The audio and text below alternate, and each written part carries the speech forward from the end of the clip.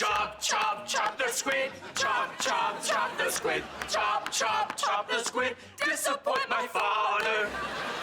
Victorious Season 3 is the first season that went truly off its rails. Season 2 kinda had some weird elements, like them all wearing pajamas in that giant cupcake, Jade trying to murder Tori on multiple occasions, but this one seems to really not care about morality, and that's when things get shaken up a lot more, especially considering we got more musical numbers, we have more parodies and references to other popular media. Like, this season is not afraid to get intense. If you saw my fourth season retrospective, you'll know that the third and fourth season are essentially one season in a production order, but we're going through the episodes as their air dates because I feel like that's where I identify them the most together, especially when I grew up watching them. The infamous season where Jade and Beck break up and Tori and Jade spend a lot of time together. There's some twisted things that happen in this season that you guys are not ready for, and I had to suffer through, so that's why you guys have to go through it with me, okay? So we got 13 episodes we're jumping into, and they are insane. I feel like it's also the season we start to see Rex a lot less, probably why it goes up in quality. And yeah, this has the worst episode of the entire series, which I'm not gonna tell you which one I think that is until we get to it. So let's check out this throwback from the past, Victorious Season 3. What's up, everybody? It's Johnny2000, focusing on 2000s movies, media, and so much more. We've been chipping away at Victorious in a really weird order, and I apologize for that, but I really wanted to highlight some of the weirdest seasons we can see on television. With only Season 1 left, yeah, we're looking at Season 3. Let's get started. So the Breakfast Bunch. Whew, if I had a nickel. Everything I have to say about the Breakfast Bunch is not so good. I do consider this the first episode of the third season because the Christmas story, not really fair, not fair to judge. So I never really liked this original movie it's based off of, honestly. The Breakfast Club was not one of my favorites. I did not love the 80s movies, and I know a lot of people are gonna fight me in the comments for that, maybe because not a romantic? No, I just don't like them. I think it's the style I'm not super into. I like how storytelling came out post this era. I feel like this would have done so much better if they had like an intro that kind of like acknowledged what was going to happen. I do like the extra shots at Hollywood Arts. It definitely makes me feel like I'm getting to know the place more than I knew before. We learn all the kids are here for detention. We get a new opening, which is kind of cool. A bunch of random kids on the Artist of the Year board. I don't know who these people are. And yeah, it seems like we kind of dropped all the character arcs just for this one episode. So basically, they're all in the library for detention. Jade spits out her gum and Rex catches it? Why does that happen? They seem to really dive into the dialogue-based comedy. Like, I feel like this is an excuse to be a little bit lazier with the writing, do a single bottle episode in just the school, and dress the characters unlike they would usually dress. I mean, that does kind of look like Beck's outfit like he would normally wear, but still, if something feels off about it. The fact that we have a teacher here that we don't really know super well also is frustrating for me. Like, at least be Psychowitz or something. Like, I get it, it's kind of like a reference to the Breakfast Club, but like, why in the world would we need to have a new teacher? Pre-turds? He uses the term pre-turds. They give them food, which I do not remember happening in the movie. They keep getting worse and worse detention the more they talk, which none of them seem to learn their lesson. And this is not a normal school, this is a art school, so I don't think they would do detention this formally.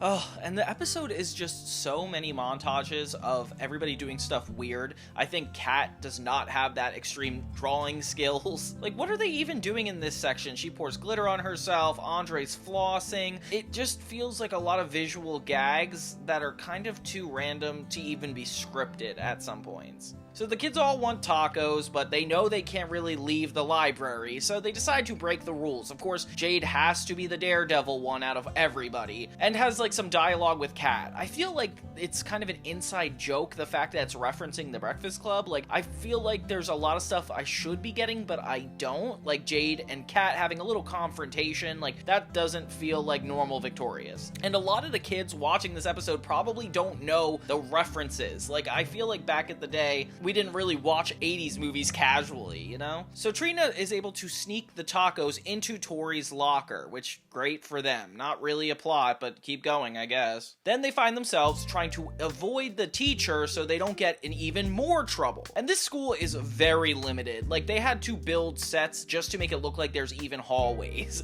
And honestly, they're not so great. It looks like the public bathrooms. Tori draws attention to herself to get the teacher off everybody else's back, which is supposed to be a noble deed, but I don't really care. I've never seen Tori do stuff for the good of others. So the teacher takes her to the broom closet to kind of give her a talking to, and again, this feels like something that must have been done in the movie, but I am a little uncomfortable about how close this teacher gets and why they needed to be in a private area. That's the last time, Vega. That's the last time you run around these halls singing about making things shine. Tori finds a secret passageway to the library. Why? And all of them are just hanging out, eating tacos. And then we get another weird conversation between Jade and Robbie about him being vegan. And they make a whole deal out of it this entire scene, which is actually kind of relevant. I do think this is a little bit more funny than most. André goes crazy with excitement, and so he decides to run into the room that they originally had detention in and dance on the tables. This is where everybody starts to dance on the tables. Oh man, this taco, it's got me pumped.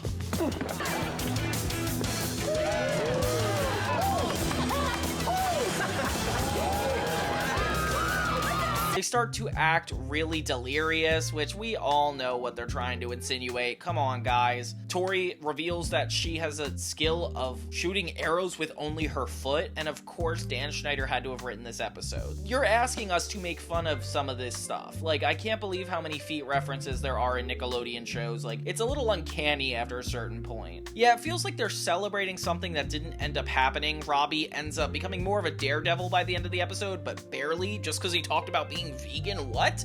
And all the kids walk out of the school successfully as if that was an accomplishment, to just sit in school all day. Tori has a pink balloon, and that's supposed to be the symbolism that represents the movie, and yeah, nothing else really happens except for Kat giving Robbie her gum. Disgusting. He eats it, and this love situationship never goes anywhere. The teacher reads the note at the very end, and it's like, they're gonna all be at school the next day. Like, why in the world are we being so dramatic right now? The next episode is called The Gorilla Club. We start out with Tori and Sikowitz rehearsing a scene. Tori's getting ready to audition for a big movie, and yay, at least we have a lot of stuff going on. He says that she's not able to be super risky, so yeah. He suggests she tries to be more dangerous in her life. Kat gives a weird example of a time that she threw up on somebody. Ew.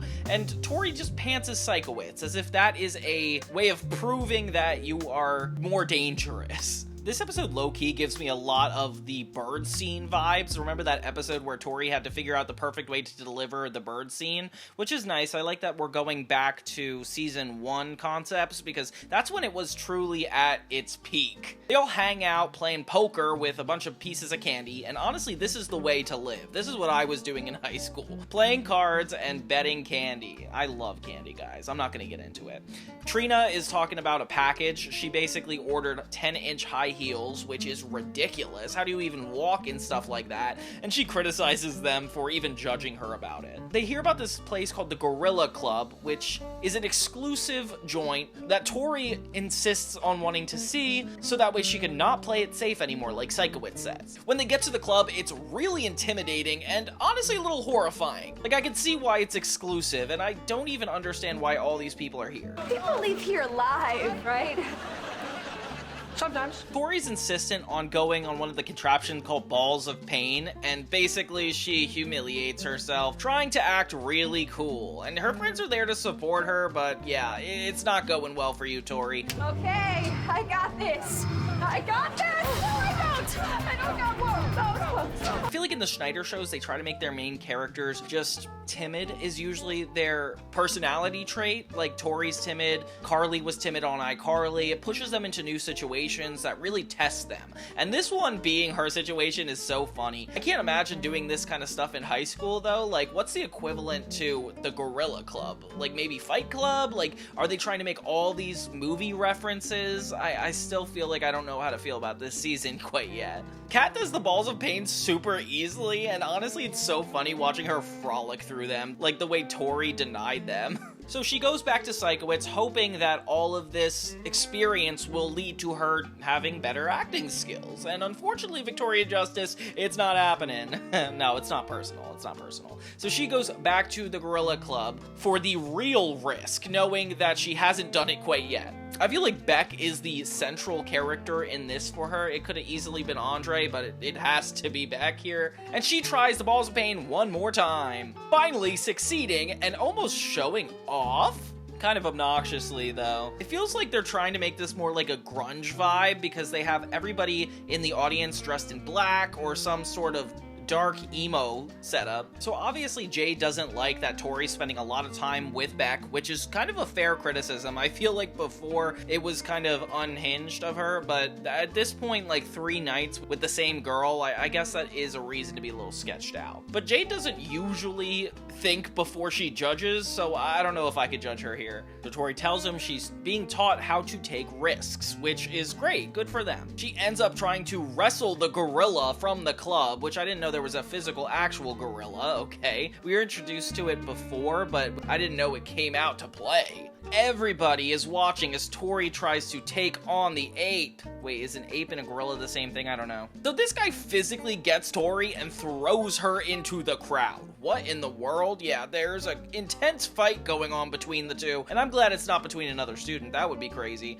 It gives like this wrestling vibe, and she gets so wrapped up in it, she like full on injures this guy and herself in the process, ending up in a cast by the time she has her audition. Okay, so yeah, she definitely loses her chances of getting this part, all because of the Gorilla Club, but hey, maybe at least she gets some points for taking risks. Tori thinks she could use choreography to beat the gorilla, and for some reason, she's right. She ends up doing it, and it's kind of embarrassing from my perspective, but hey, it ends up working out, so what do I have to judge? Yeah, all around this episode is nice because it brings us back to the bare roots of what Victorious does so well. There's a little bit of tension between Jade and Beck, but it honestly feels pretty earned, like especially the way like she's kind of losing trust in Beck and Beck's getting a little bit more sassy toward her, but hey, that's what happens when you're in a toxic relationship. I wish these two were not together, but I don't wish Beck would be with Tori either, guys. This is not really a good shipping show,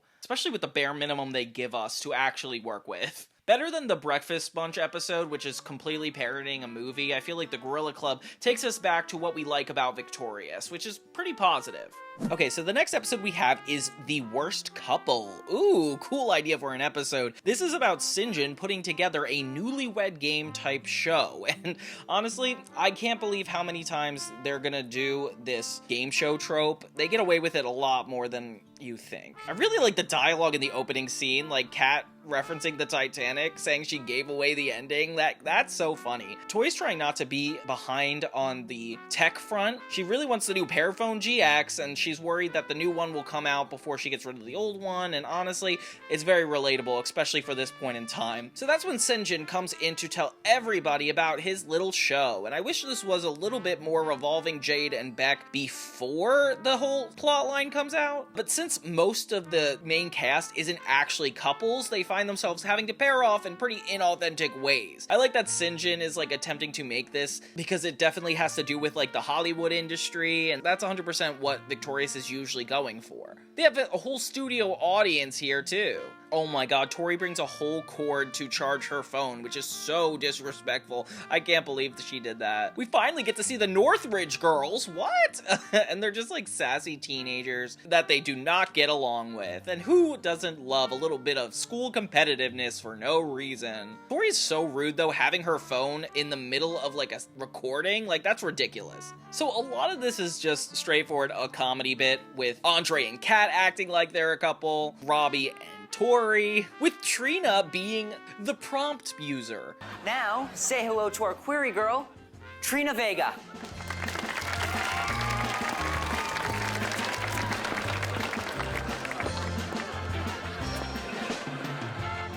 Hello, Sinjin.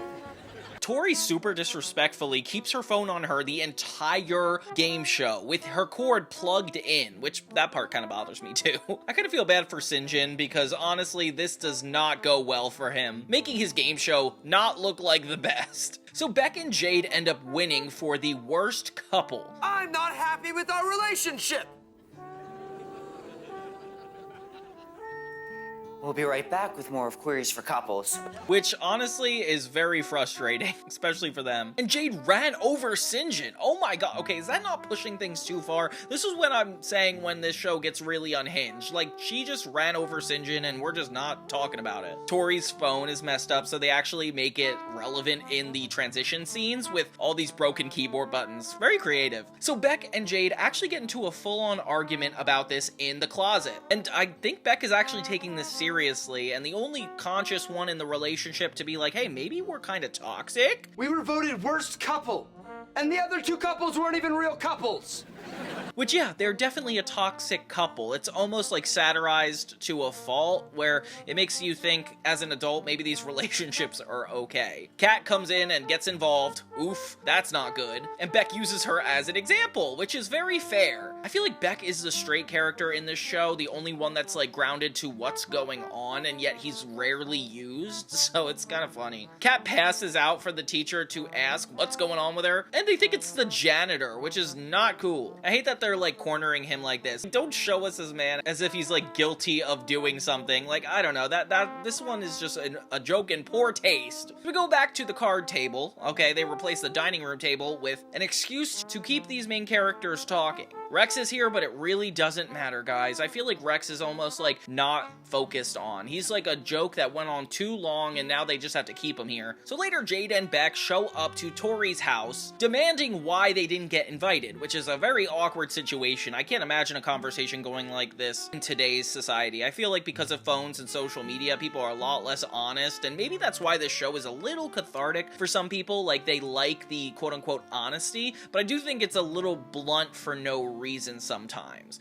So Jade and Beck break up pretty much in front of their friends, and it's kind of sad the way it goes down, but they have Trina to make a comedic relief out of the whole thing, which is in pretty bad taste because she just keeps hitting on him in front of Jade, and that's just very disrespectful. Jade gives him one more chance to save this relationship, and he heavily debates it, almost not breaking up with her, but she walks away. And that's pretty much it. That is the end of their relationship, which is kind of crazy because they've been together this whole series, and it definitely hits the audience like really hard that they're officially not together anymore. And just the metaphor of them both being on different sides of the door is kind of sweet, but it's victorious. I don't like giving it too much credit. They just go about their night as if that didn't just happen. If I were Beck, I'd be crying my eyes out. Tori finally buys the Paraphone GX, and oh my gosh, of course, that just has to be the positive ending. And Beck and Jade are officially not together. Okay, cool. Yeah, so a big sign of shows going off the rails is them not completing storylines, like ending on horrible notes,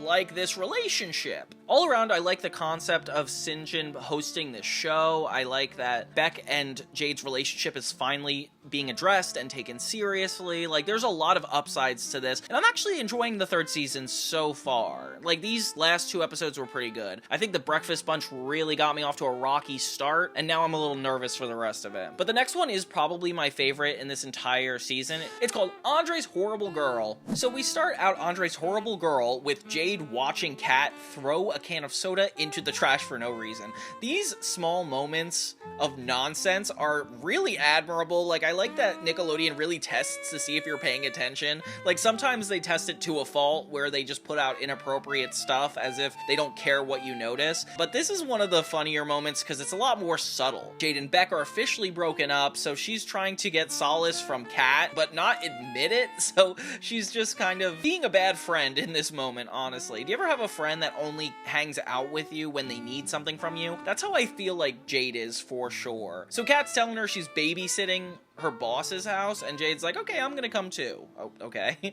Meanwhile, Tori and the group are surprised why Andre hasn't introduced everybody to his new girlfriend. Honestly, for me, I would be a little bit offended. I'd be like, why not? But we learn pretty quickly that they do not have the best relationship, and getting off that episode with Beck and Jade, I would say this show is the king of toxic relationships. And this girl is unapologetically bitter, and not treating Andre with respect at all. Like, not even trying. It'd be one thing wondering if like he was trying to work around her feelings, but they don't even have an empathetic bone in their body when they're writing this show. Like, I'd love to see a grounded situation in which somebody has to admit to their friends that they don't like the person they're with.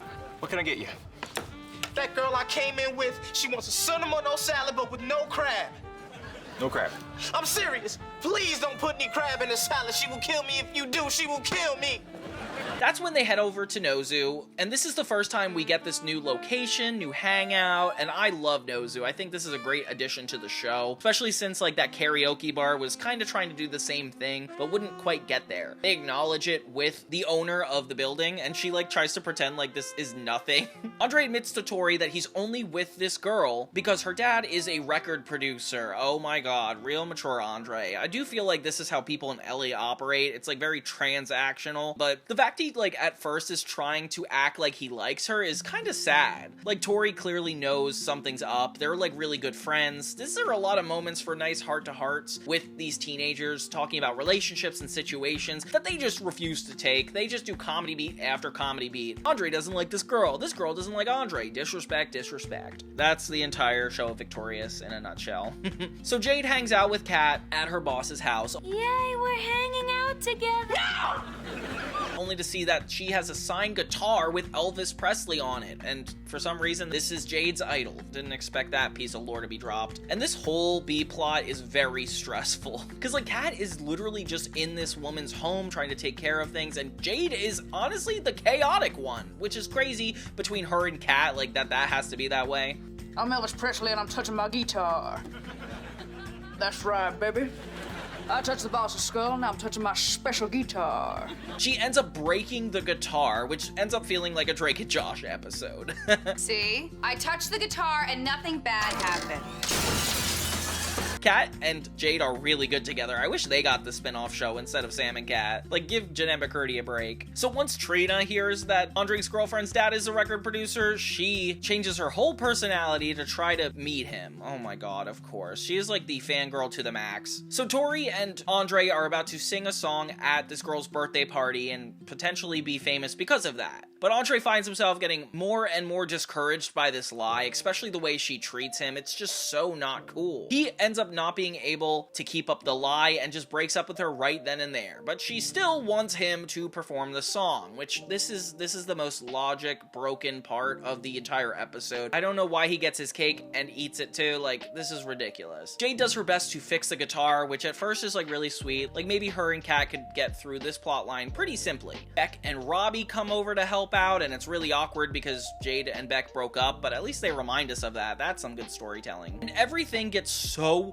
much worse. Jade even ends up breaking all the antique stuff in the building, and it's like, wow, they're not gonna get their way out of this one. And I like it when stories like create situations where there's like no way out, and poor Kat, like Jade's recklessness really put her in a predicament in a way that like I think is just going a little overboard. She is not a great friend. When I was like worried about André and Tori do the song at Quincy's birthday party, and yeah, it's a good song. I don't have much to say about it. They're just trying to kill 3 minutes and it worked. Meanwhile, Trina's trying to get the record producer's attention, and this is getting really dangerous. Trina, do not come up from under the table. That's so crazy. Right when Kat thinks that she's screwed and her boss is going to be furious, an earthquake happens. Oh, I see. Not only does it happen to that place, it also happens at Nozu, actually hurting André's girlfriend, and I guess that's supposed to be the solution of the episode. André smiles at the whole situation. Oh my god, Victoria, stop. And this is the perfect excuse for Beck, Kat, Jade, and Robbie to tell her boss. And yeah, he just agrees. The moral of the story, you can get away with anything as long as there's an earthquake. And they pull away André's girl on a gurney. Oh my god, guys, why is this going so far? We get one more reprise of the song after a post-earthquake Nozu, and I don't know why the owner's not concerned about cleaning this up or anything. It just ends here. What are they trying to say with André's horrible girlfriend? Like, I don't understand what this episode's doing. All around, like, good job, like, keeping up with the consistency with most of it, but this is too much. While the last episode wasn't necessarily bad, it definitely didn't have a good message by the end of it. This one, though, has a lot more interesting concepts. It's called Car, Rain, and Fire. So Tori and Beck both have their own plots. Beck is trying to find Trina because apparently she spread rumors that they're dating. Oh my gosh, Trina, she is unhinged. And Tori is trying to work on a project with Kat. She sees that Kat is dressed really depressing, and Kat makes a lot of really dark jokes considering they're actually talking about death. Yeah, so Kat's favorite actress, which is a good tie-in to the Hollywood theme. I actually like that. Tori's focused on getting this project done, so she's like, why don't we go to Ramona Patterson's house and pay tribute to her? That way we can get the project done. And cool. Yeah, it becomes essentially a little adventure. At first they ask Jade if she wants to come with them, and she says no until she finds out this woman's dead, and then she gets like weirdly into it. Ugh, God. Why do they have to play into such dark topics? Trina's pretty unapologetic to Beck about the rumors she's creating, and it's kind of crazy to look at somebody in their face and be like, yeah, I created a rumor about you. The end. It's like, what? We finally get in the car, and it's Tori, Kat, and Jade on a little road trip. Turns out she lives in San Diego, which is at least like 2 hours away. Oh my gosh. So yeah, at first they're like, we're not gonna go, but then they full out commit to doing it, and they try to do their science project in the car, which you guys are going to an art school. Does it really matter you get a good grade on this science project? In the B plot, Beck actually gives in to Trina's rumors and just acts like her boyfriend right off the gate. Ever since you kissed me this morning, it's affected me. Well, I had a burrito for breakfast. Was it the onions? I like you. What?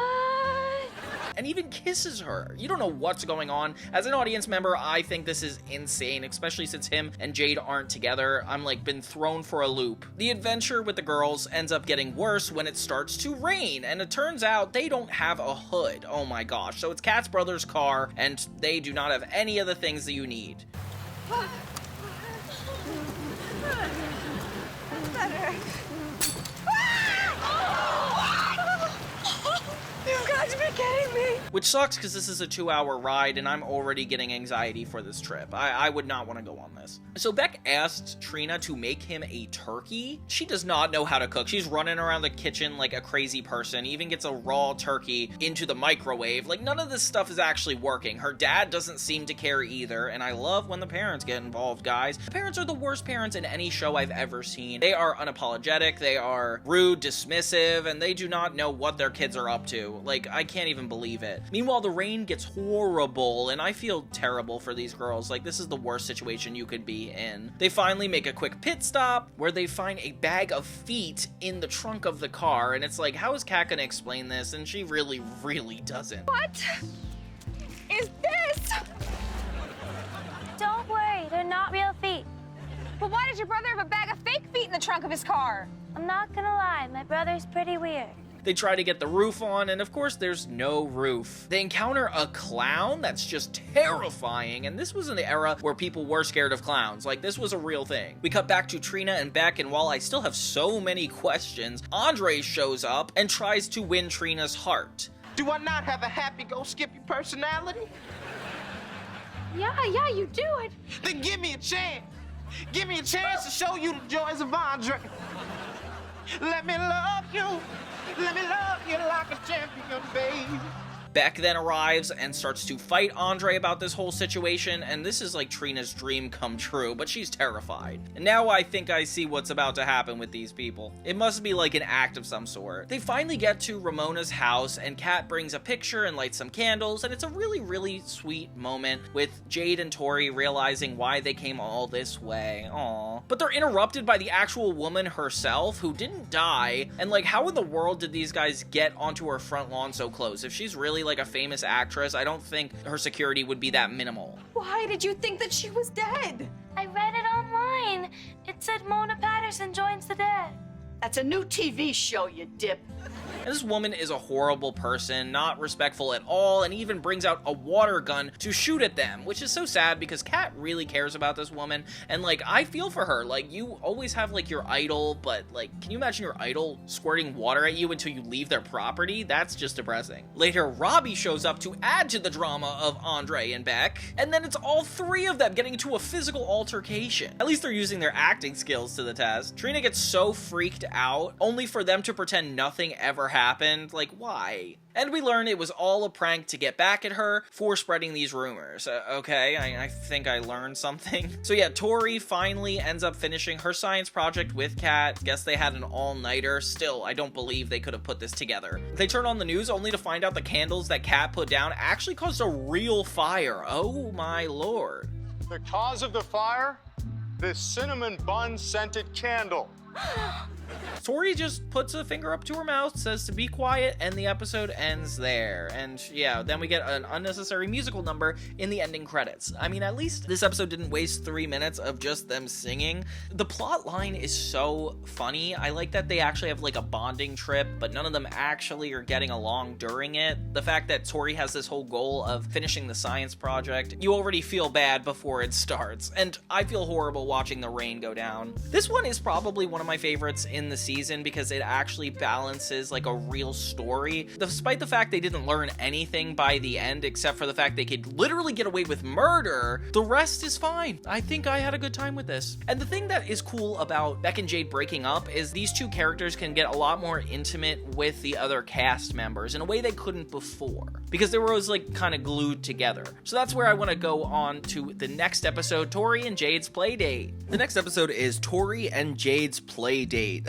They must be struggling to give Jade stuff to do now that she's not with Beck. I feel like that was like their whole plot line. Although she can be a bully, so I guess bullying is another plot line. This episode repeats the same plot line they did for the bird scene episode, and honestly the Gorilla Club episode. Yeah, it seems like they just keep doing some of the same plots. The whole premise is that Tori and Jade need to play a couple in a play, and to be convincing, Psychowitz wants them to spend more time together. Oh my gosh. This has to be inappropriate, especially if Jade's like notably a bully. Like, can you imagine forcing your bully to hang out with the kitty bullies? Like, that's crazy. Robbie and Kat's plotline is probably the funniest in this episode. I wish the episode was named after this, but basically Psychowitz calls them up to break bad news using whatever way they can, and they decide to sing a song with Robbie on the guitar and Kat singing.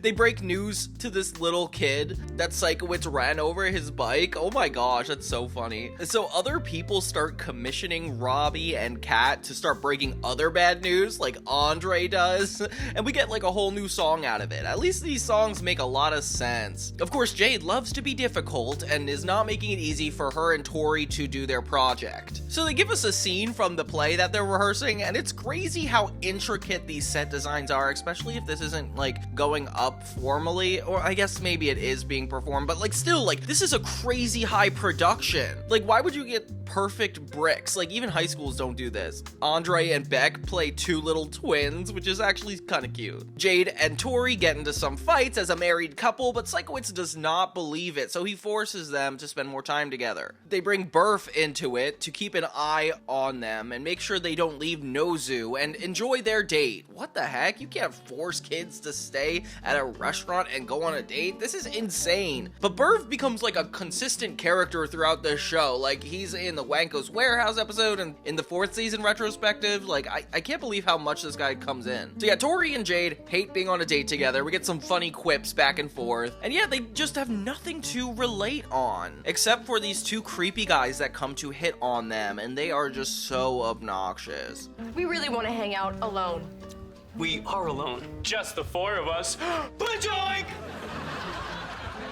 Oh my god. Seems like Burv and Sinjin don't really know how to step in and help them out, okay? And then we get a scene where Kat and Robbie break to Trina that she's being stood up for a date, lol. So there's just some funny bits with that, but honestly it feels like a sketch. Tori and Jade don't know how to get these guys out of their head because they're just so egotistical, like they don't even realize they're trying to ask them to leave. So they decide to jump up on stage and sing a song. It's kind of nice because this is the reason they actually connect. They relate to each other in the sense admits that they both don't like being hit on by guys for no reason, and that's where Take a Hint comes in, one of the best songs in the entire show. I still listen to it this day. So yeah, they pretty much call out these guys, and the guys do not pick up on it. It is insane. They involve the whole bar, and of course these musical numbers can't be any shorter just to match the amount of the plot they're using. They just show up back on stage, and Tori and Jade finally get the scene done, with all the costumes actually making this seem like a legitimate play. But here's the thing, why would you do a play with all the lights on? The entire stage is lit, but so is the audience, so I really don't know why they couldn't have at least pretended like they were in the dark. They did that for the pilot of the show, and the two guys even show up for this. Oh my gosh, I don't even believe these guys are hitting on Tori and Jade. For some reason, I don't know. All around, really fun episode, Tori and Jade's Playdate. I just feel like it called for a lot of unnecessary shipping of these characters. We gotta stop projecting our ideas onto these people, okay guys? Tori realizes that nobody at Hollywood Arts celebrates April Fool's Day, even though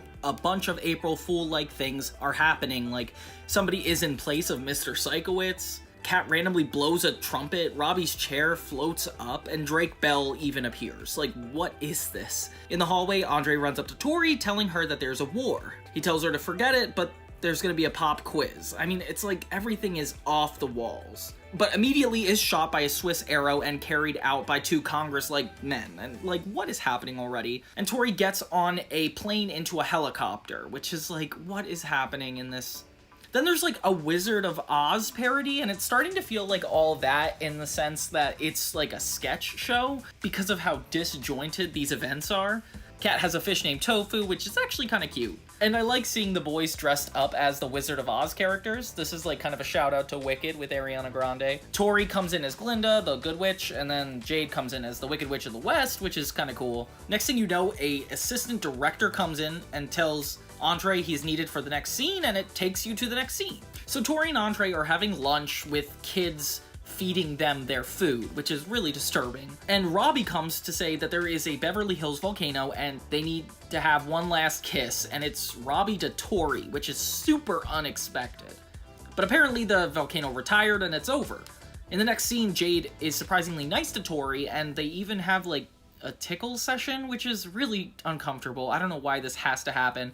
Sikowitz tells everybody to go to the janitor's closet, which is a red flag, goes through the iCarly set, and then ends up on a spoof of the match game. Then she plays where she has to fill in the blank to win $5,000. Tori gives the obvious answers, and the panelists, which are the rest of the cast, give the worst answers ever, with Tori being attacked by the dancing lobsters from the Amanda Show. It's really random, and I don't like it. I think he slaps her on the butt, and that's really not appropriate. These episodes are ridiculous. After the game show, it cuts to the next scene, and Tori's neighbor comes into her living room looking for advice, which is even less sensical. Suddenly, the lobsters come in and dance, and then they go into this huge number, which isn't super far off from regular Victorious, to have a random dance number. And then they thank the viewers for watching, and somebody dressed up as Lady Gaga shows up, tells everybody to go to slap.com. This episode is definitely like non-canon because these ships are just nonsensical. Like Robbie kissing Victoria couldn't be anything real. And of course, Victoria Justice says this is the funniest episode that they ever filmed, but I don't know if I had fun watching this. And I get that it must have been exciting, but like it just feels like it takes so many turns and not for the benefit of the plot in any way. I feel like a normal show would at least find a clever way to weave this into the plot as if the viewer is a lot more smarter. I feel like this is one of the show-offy things where they're like, they don't need a good plot to just make random jokes, and it just feels like the cast and crew are showing off the fact that they can literally do whatever they want, and I don't really like that. And the fact that Drake Bell, Jerry Traynor, and Dennis Hawkins all guest star it's kind of cool. I just wish it was for more than a split moment. The Wizards of Oz reference is really cool, and I definitely think that one's worth it. Gibby's head makes an appearance one too many times in this episode, and the fourth wall is broken way too many times. This isn't even the first time the cast was like out of character. Like the first was the Breakfast Bunch, and it just feels like Victorious just likes to do whatever they feel like. Apparently Matt Bennett posted a lot of fun facts about this episode. Like in the end you could see him getting the Lady Gaga impersonator's phone number. The "Where's the beef" part is a reference to the Wendy's commercial from the 80s.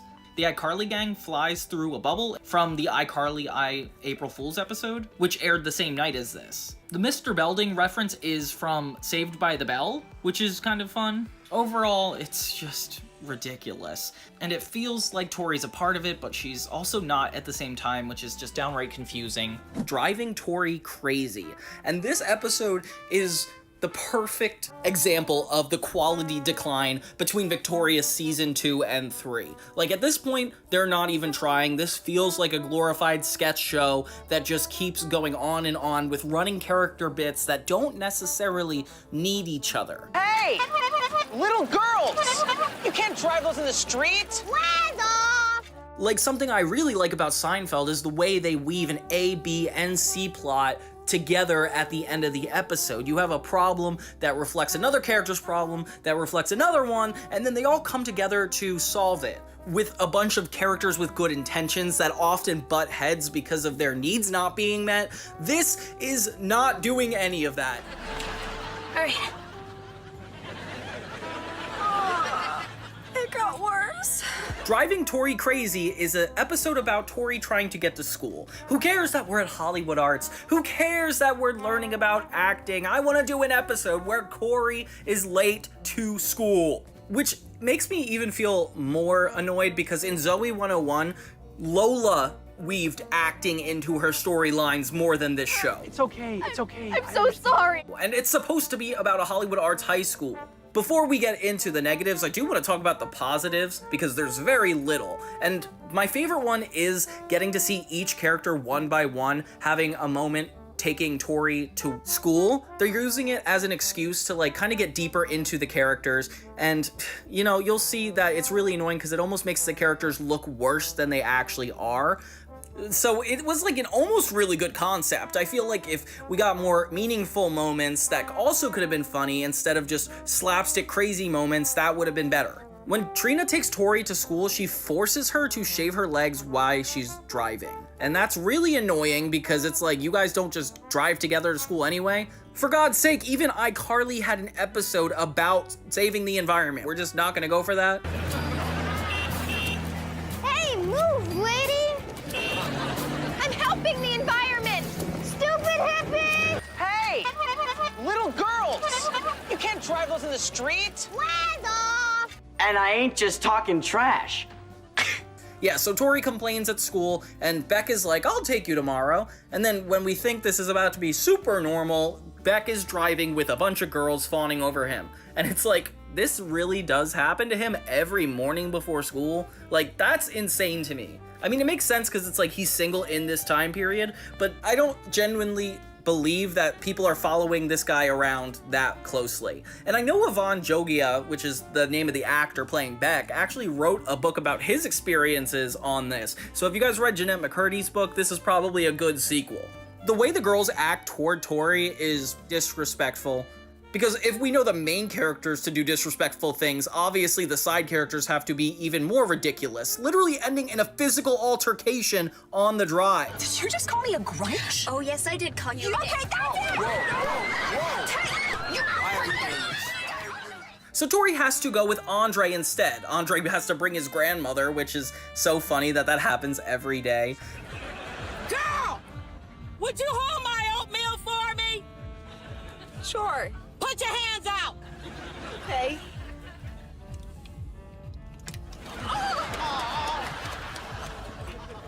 Why did you do that? You said you'd hold my oatmeal! And then we just go from car to car, and this whole episode feels like filler.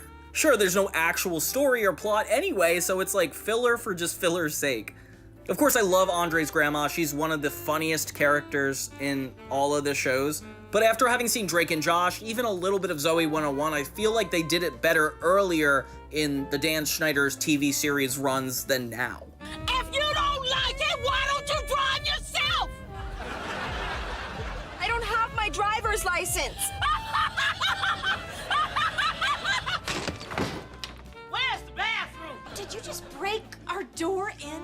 I rang the doorbell. I waited 25 seconds. Nobody came. What was I supposed to do? So yeah, Tori ends up having to go with Robbie, which ends up being a complete joke. They just make fun of Robbie to no end on this show. And at this point, Tori is just ungrateful because before they had a reason for her to not want to ride with everybody, like they're definitely disrespecting Tori, but in this scenario, it's like, this guy's doing you a favor, Tori, and you're just complaining and embarrassed. It gets taken a step way too far when it's Jade who takes her to school.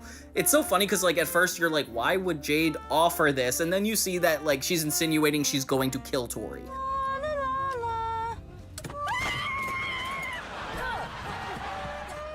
And it can't be that bad. Like, we just got off the first season of seeing her ask Tori to produce her play, and in the third season trying to murder her. Like, it's unhinged. And the most annoying thing is when Tori walks into school, like, literally beaten up, the only thing Kat could possibly ask her or say to her is this. I know. And that shirt is not a good color on you. Yeah, not a good friend. So Kat comes in and supposedly saves the day by ordering them an Uber-like parody, but it's more for a party bus. With this party bus meaning nothing to the characters, doesn't have anything to do with the plot. It's almost like they're bringing back the cupcake machine just for no reason. And guys, this is when I physically yelled at the TV. They end up turning this into a dance number. Like at first it's just like, oh, Tori has to share the bus with other friends, oh no! And then it just gets turned around with the bus driver joining in and everybody singing Five Fingers to the Face, which, if this song wasn't already bad on its own, the fact that it's not progressing to the plot and we just watch every character say one by one, 5 fingers to the face, it is the most frustrating bit I've ever seen in all of teen television. And I will die on that hill, guys. This is so unnecessary to see this happening. Like, all this good talent on screen, and you're telling me these people showed up every day at 8 a.m., filmed for 12 hours to put this together. Come on. I saw this, I was like, oh cool, so the episode's actually starting now, and it's more about having to share this party bus or take the bus to school and maybe they're late or it ends up being worse. But no, the conflict is just everybody took the bus, and then the musical number is the way the episode ends. We do not see these characters get off the bus, even go to school. We just have them sing 5 Fingers to the Face and close on credits. Are you kidding me? If this were a movie theater, I would have walked out. And it's just getting frustrating at this point because it's like, I wanna be easy on this show, but they just take every left turn they possibly could until I'm mentally living in a circle. Did you guys get my metaphor for that? Me neither.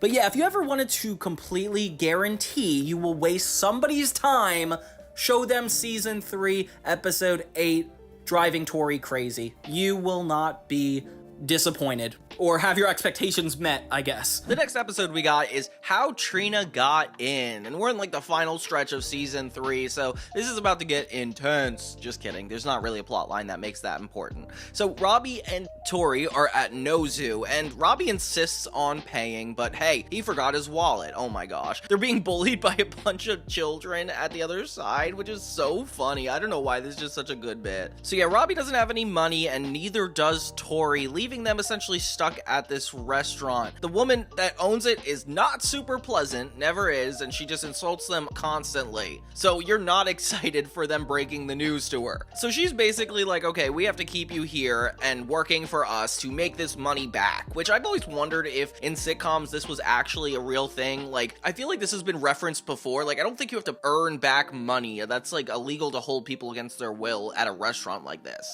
But yeah, they have bodyguards at each door, and it feels like another Stuck episode. Meanwhile, while this is the B plot, I don't know why the episode's named after it, all the other characters are wondering how Trina got into Hollywood arts. And it's cool that they keep Tori distracted this whole episode so she can't answer this question. I really like that storytelling. That's cool. So they get each different interpretation of how they think she got in, and I love when they do that. Oh my god, Sinjin has cornrows! What in the world? I don't know why they had to give him cornrows for this. This feels like cultural appropriation. Like, what in the world is going on? We get get some older characters coming back. Sikowitz has hair for some reason. Oh, and so does the counselor. Okay, yeah, this is kind of accurate, I guess. They make Trina look like slightly younger, but it doesn't really work. She just looks like she has braces on. Apparently, there's like rumors that she was actually so good, but then she messed up during the audition and became horrible for the rest of her life. I don't know how that would work. So next we get Jade's iteration, the story, which is basically that they all called her horrible. I don't know why teachers would do that, especially with the girl they don't know. And then she left a suspicious gas that made them all knock out, and she got to rate her own ballots. Okay. So I guess that's how they got in. So Tori and Robbie try to call André to help get out of the situation. And I don't know why André doesn't get more concerned after seeing the phone call abruptly ends, because Robbie's phone runs out of battery. Oh my gosh, classic. Tori just gets even more frustrated with Robbie, and it makes me like not like her as a character, because you feel bad for how intense she is. So they start getting them to work, which by the way, this is all for $30. Why does this happen? And they do a chant done by the butcher, and it's really disturbing. Why do they have to say to disappoint my father? See, that's crazy. So we get to another interpretation of the situation, which is Beck's, which he claims is the truth, but Jade calls out and says he can't keep a girlfriend, which is kind of disrespectful. I can't believe they're hanging out in the same friend group. It's not as toxic as you would expect. And he claims that while Trina was singing Jokes on You, which by the way was featured in iCarly, she ended up beating up everybody, which is actually kind of the funniest iteration I've heard. Later, Tori and Robbie finally stick up for themselves and are able to get out of the restaurant until Robbie breaks plates, and it's like suddenly he has to stay longer. Tori leaves him in the dust and is like, I didn't break the plates, therefore I'm not staying, which is, wow, that's like 10-year-old mentality. Poor Robbie, he has to end up staying, and Tori's out of here. In the very end, we get Sikowitz and Tori chiming in on the story of how Trina got in. They have a little meta joke where they're looking up in the sky at the flashback. I was at her audition 4 years ago.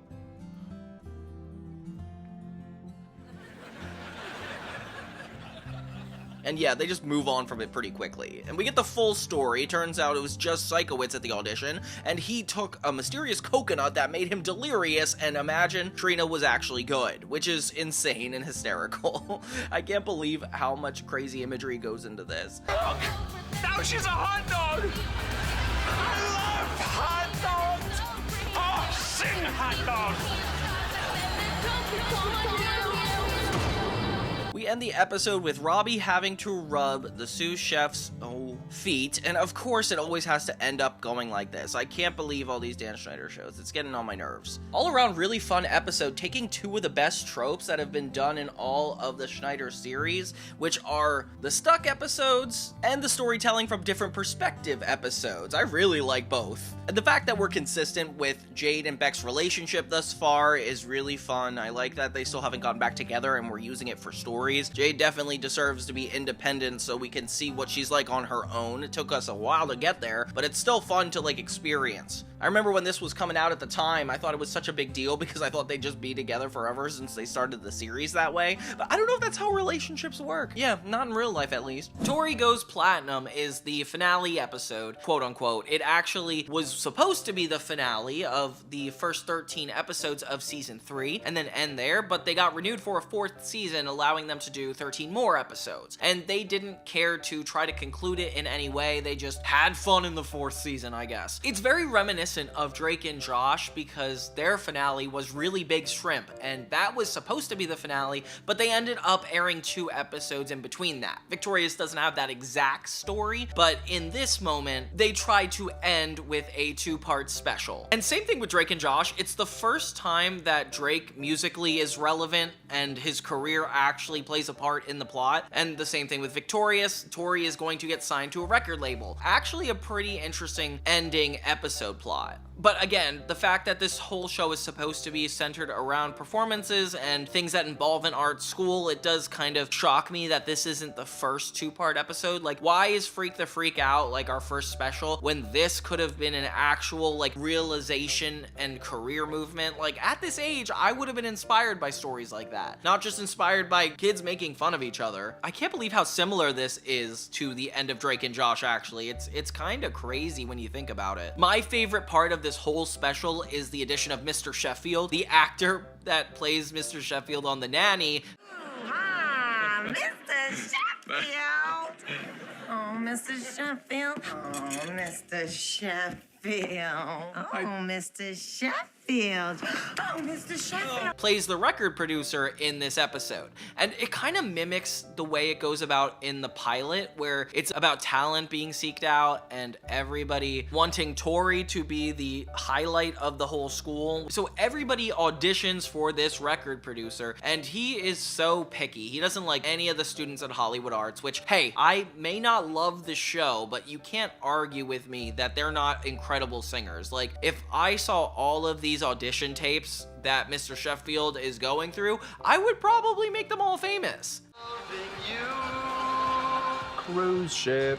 Oh my god, they have a Miranda Sings reference, which I find ridiculous. I can't believe they even included that. That's so crazy. Seeing Sinjin have a tape in there is even funnier because it's like, you do realize he has to go to this school for a reason. Like, what is his actual talent? I think you see him doing a lot of tech-related things, but that's not enough to get into this entire school based on what they talk about. I really would like to know if there's like other trades here, because when I went to high school, it was also a trade school, so I kind of know what it's like to expect a certain curriculum. So this guy, this record producer, shows up to Tori's school to personally ask her to come audition. Oh my gosh, she's freaking out and everybody's super excited for her. But for me, I'm like, who just lets a Hollywood producer enter a kid's high school full of minors? Like, that's not appropriate. Once you get to a certain age, you can't just waltz into a school. Knowing all we know now about the film and record industry, I don't think it looks good on their part to just enter like this. But it's kind of saying something, because that is really the mentality behind it. Like, people just looked at film and TV as such a high regard that they would just let people break rules just to abide by that. It's ridiculous. Tori and her friends all go to the record producer's office, and I can't believe how supportive these friends are. Like, I would be so upset if I auditioned for this, didn't get it, my best friend got it, and I just went with her to the production studio. Like, that would be crazy. The record producer is pretty insistent that Tori needs to be famous, but the only way to do it is if she rebrands herself. So Tori comes into school the next day as this pop diva, and it kind of feels like the story of Kesha, where it's like Kesha was this really good singer that just straight up made bangers, but people reframed her to be a certain way in order to get a record out. This was very common for the 2010s. That's essentially what Tori's going through here, but her commitment to it is consistently tested because she has to act the part just as much as she has to wear the clothes. So that means being disrespectful to her friends, actually isolating herself, and being a complete jerk. Oh my gosh. My salad! This kind of actually reminds me of a copy of the Hannah Montana episode where Miley was worried about being rebranded, and so she had to create a new image, and that image was also goth. I don't know why we did all this goth tropes where it's like somebody would come into the set and they would be the goth character, the emotionally hidden one. The episode ends on her creating a complete standout moment that actually makes her lose all of her friends and family because of her attitude. And then they give us a little preview on what's going to happen next episode, but I'm pretty invested. I do think this is what a normal episode of Victoria should be. But hey, it's never too late than the final episode to do a plot that's really relevant to the show. But yeah, so basically we start with Tori separate from the class. Like, the class is actually talking about her now, which is kind of depressing considering most of the episodes is them making fun of other people, and now it's like the girls turning on her. That's kind of interesting. So nobody's really comfortable around her anymore, and you feel really bad for Tori because she's tried so hard to just fit in, and she's just trying to fit in her new career. Like, imagine me or you became YouTube famous and we just wanted to make sure we had successful things. Like, of course, like, it's all about how far are you willing to go to be successful, but like, the moral of this whole thing is don't ever leave behind loved ones, which it's kind of randomly deep for a Victorious episode, which is what makes it feel so jarring. You're like watching this and you're like, oh, is Tori gonna make the right decision or the wrong decision? Or is it gonna end up like a regular Victorious episode where one of the characters just betrays the other? One of my favorite bits though in this special is Kat having to not eat any more Bibble, that little candy treat. Maybe just because I like candy, I can relate to it. I like it. I went back and bought 2 more sacks. I think I might have a Bibble problem. But she literally has a bodyguard follow her throughout the school, and that's just crazy. Here's some Bibble to tide you over. No bibble for Cat. No bibble for Cat.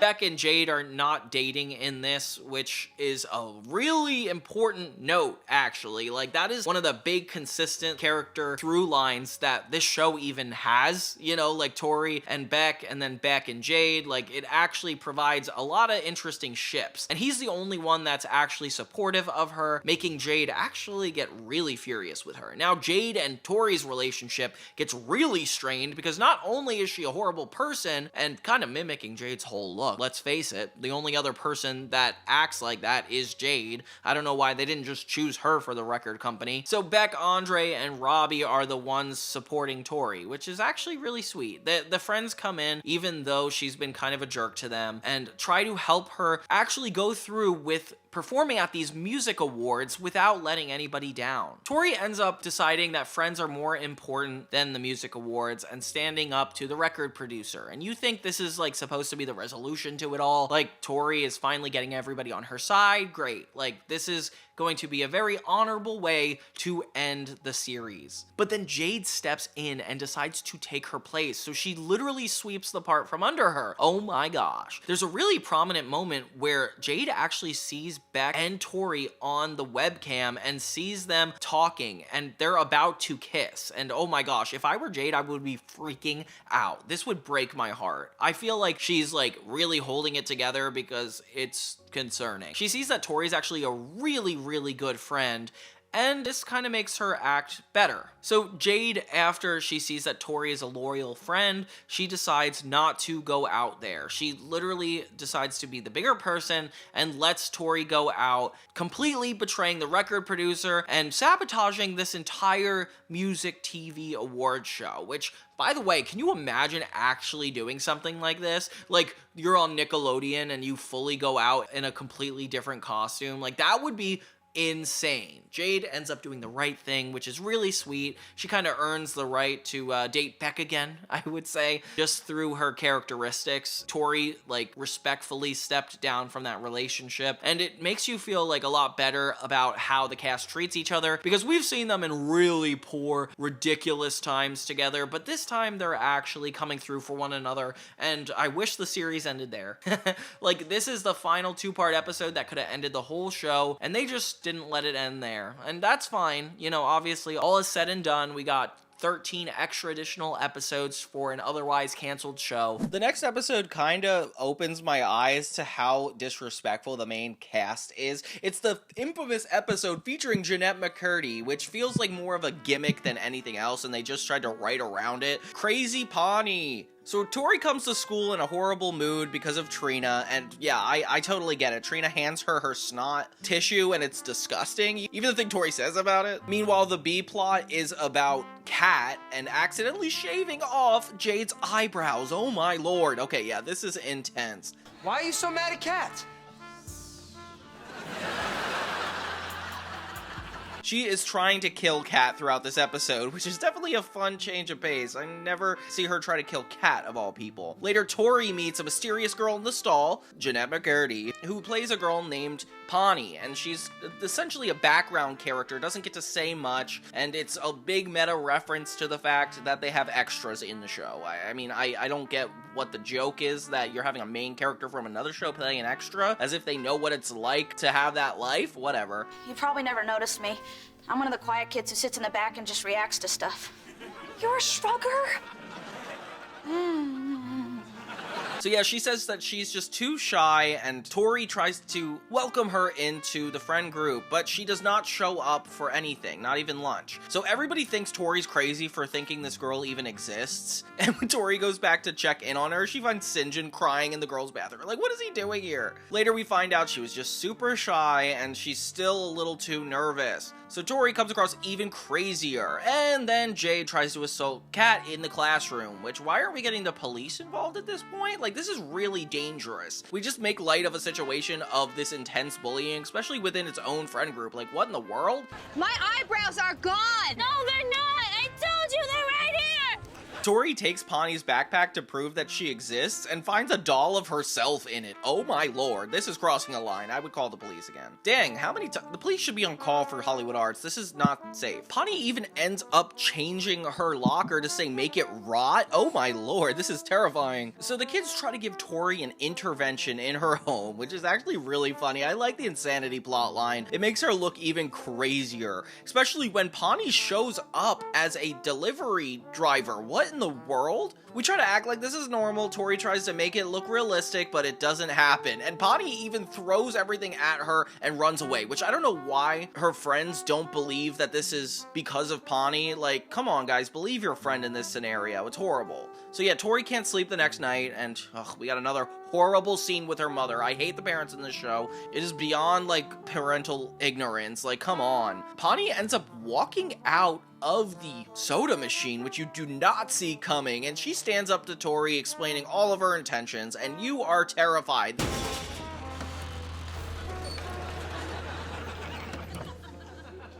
Thirsty, Tori? This is a psychotic person. It feels like Psycho, just done twice. And yeah, the police come in, they arrest Ponnie. Turns out she's not what she says she is. She is just an insane person. So Tori was essentially right this entire time, and nobody believed her. Oh my god, it makes you feel really bad for her. Where were these cops when Jade is trying to kill Kat? I mean, this is a real situation going on, and nobody's taking it seriously. Maybe just as the viewer, I'm concerned. But yeah, they end up shaving Kat's head, and that's how Jade gets even, which kind of feels fair, but why did we have to take it to the extreme level we did earlier? Like, that was just way too much. All around, it's fun to have Jeanette McCurdy in the episode. It felt like this was more a string-a-line of events that didn't make a lot of sense, but just were jokes, so they had to put it in. We had some good moments, like them thinking Tori was crazy. I like that, but the side characters really took the show in a way that was really creepy. And by the very end, they go away in a cop car, and Ponnie turns out to be the driver. Okay, so we end up not believing that they're safe. Good. Great. That's what you want at the end of every kid's show. Oh my gosh. It's crazy how this show does this. Oh my, every time. Final episode in this set of victorious episodes is probably the most toxic I feel like I've ever seen in the series. Now, I'm not saying it's bad, I'm just not saying it's good at all. It's called the Blonde Squad, and the whole premise is that Tori, Jade, and Kat play blonde characters with blue eyes in a movie project that they're shooting at Hollywood Arts. Middle of the room. This area from here to like right around here, this whole section I'm indicating with my hand gestures, clear. Of course, Beck is the host. He's the director. Not surprised to see that. I'm not sure if you've seen online, but there's like a video out there of the character Beck actually directing a short film on YouTube, and I think that's actually pretty cool. It makes this episode seem a lot more legitimate. I do feel like the biggest concerns that come with kids television all come out within this one single episode, so we're not gonna take this one super lightly, guys. It's the objectification of it all, and looking at being objectified as a superpower is just so annoying, and how positive Tori takes it is even more annoying. I'm not gonna say it's not funny. Like, it's hard to argue with this not being funny. André literally has a bird on set. That's the whole B plot, but we're not gonna get into that quite yet. Beck's movie is actually really funny. I don't know if it's supposed to be serious or funny, but it's funny. And Tori makes a suggestion that, hey, what if instead of being ourselves again, we just stay as these characters and go out and get sushi, okay? So then she takes them to the restaurant where she gets water and assumes that people treating them better. It's so funny. We get the kid from Desperate Housewives, which I don't know a lot of shows, but that is one I did have fun with. And he hits on Kat. Oh my gosh. So yeah, blondes really do work. Meanwhile, André and Beck are trying to catch this bird, but end up catching St. John, of all people. Oh my gosh, that's so funny. Tori gets way too into flirting with this guy, and then his dad comes up, and it's so funny the way he's like just downright aggressive. Which, why are we portraying the world in this way? Like, I get that there are dads out there that would be this aggressive, but do we need to highlight it and make it fun? I don't think so. I didn't realize Tori had a Katy Perry sticker in her locker, or a giant picture of Dan Schneider that says "Who's Hot" in the background. Yeah, when she's talking to Trina, you could see Doodalicious in the background. What is going on here, guys? This just feels like propaganda. So Kat gets super pumped when this leads to a new relationship for her, which, okay, so she's always been ready for a relationship, she just doesn't want anything to do with Robbie. It's not even like a matter of like shipping. It's like clearly she can be attracted to people and she's willing to commit. It's just Robbie's the only thing. And then they like break it to her that, hey, maybe he just liked you because you were blonde. Another thing that's like objectification. Like, what in the world would that have a huge sway over if you're dating somebody? Like, that's a huge commitment. And I feel like Kat is just like clearly herself with the blonde wig, with the red hair. It just seems like she is the most expected to have different colored hair. So why would it be weird that people are drawing attention to this? I don't know. Robbie keeps trying to stand up for her and like advocate for her, which everybody downplays and actually kind of disrespects, making it seem like it doesn't matter. Not only just because it comes from him, but just because it's too positive. Like, what is this? Beck ends up premiering the Blonde Squad movie, and they still haven't caught the bird yet. Oh my god, André. I'm sure most of you have heard by now. I'm looking for a bird named Larry. If you happen to see him, please alert me by saying something like, hey André, there's your bird. So yeah, when they get to the movie, Robbie gives her back the blonde wig, and she is still with this guy, being deceptive. Everybody laughs at the movie, and the bird flies on the cat's head and takes off the blonde wig. It becomes like a huge deal, and it starts to feel like they're making fun of Hannah Montana, which I am not cool with. This is not fun. It is like the idea of like having a double life, but it's not like the blonde side of her does anything positive or means anything. And when Kat comes out, there's actually no issue, of course, which the audience, I swear, we must have known the whole time. André comes out in the blonde wig, and I love that part. That is probably one of my favorites. Tori and Kat have a little bit of a heart-to-heart, but it doesn't feel like anything is made up at all. And it ends in even more confusing way, as Robbie comes out and sings to her, essentially professing his love, and she just sits there and enjoys it, but then by the end doesn't do anything and just moves on, just to show that you do not have to take account for your self-worth and just move on. Like, I'm not saying they even have to get in a relationship, I'm just saying, like, she should acknowledge her self-worth and actually, like, make a decision that's healthy, as opposed to just going for the worst. I don't know, this is just a little too much for me. All around, it's like such a good comedic episode, but everything they're saying in it and trying to portray is so negative and definitely not helpful to our culture. But hey, I'm not surprised. They just were trying to be edgy for kids' TV, and I don't think that's always like the most impressive thing. Yeah, I just think we're glorifying things that are not good. Now comes the bad part.